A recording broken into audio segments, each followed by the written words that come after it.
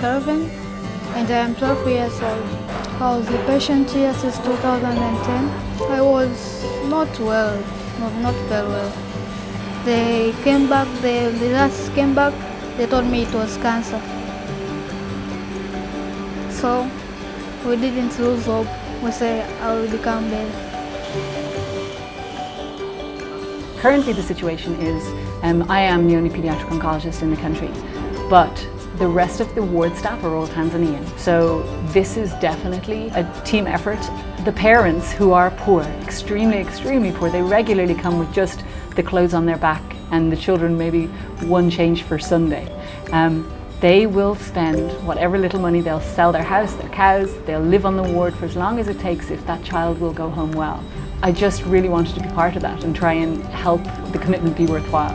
She liked that. She was hard to see if some children dies. It's a good doctor. I came, I did my research, I met some incredible people. Like for example, Dr. Jane, she knew absolutely every child, all of their families, and could tell you about children who she had seen 2-3 years before. But she had very few drugs for a start. They were either dying because they didn't have any drugs, and that would be the vast majority of children, or they were dying of the complications of the few drugs that they did get.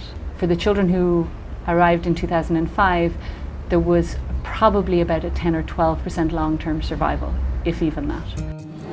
Naitwa Yasir Rajab, na miaka 13, nasoma darasa la 5, natokea Zanzibar. There was so much that we could do to improve things, and the key one was giving the children their chemotherapy free of charge.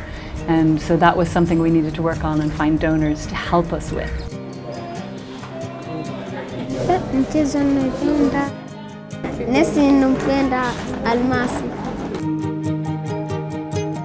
Children in Crossfire found me on the ward one day, elbow deep in children, and they just liked what we were doing and could see the need, and they just completely believed in what we wanted to do. Children in Crossfire is assisting us with chemotherapy drugs. For the past 2 years, I think we don't have the shortage of chemotherapy drugs. Everything is available for our children.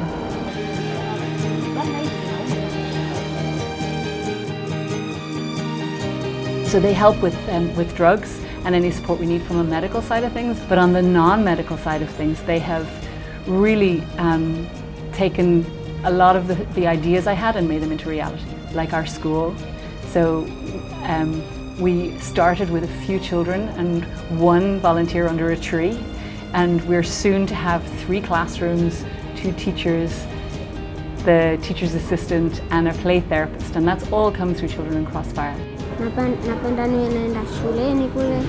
It's one thing to give them drugs, but if you don't give them hope, I don't know that the drugs will always work. In the future, I like to be a doctor because to see my friends suffering here in the hospital, it was hurting me. So he has probably 6 months of his treatment left to go. He's the type of child who could come back and help us on the ward as a doctor in the future. I like to work with Dr. Tush because she likes children and she likes teaching.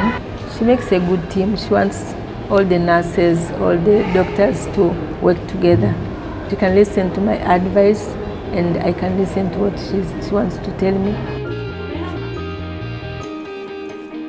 So Yasir is relatively new to us. You can see what just a happy kid he is. He's a smart, he's another great kid, and we hope.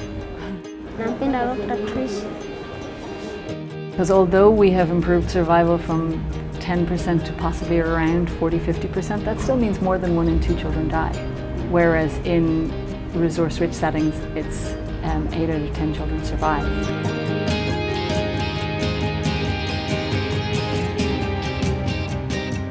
So now we definitely couldn't do without Children in Crossfire.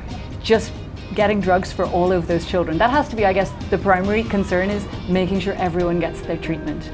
And then there's everything else, you know? And it's from small things to like letting the children have footballs and clothing and, you know, extra food to eat, books in Kiswahili. We have come a long way, but there is still an awful lot of room for improvement.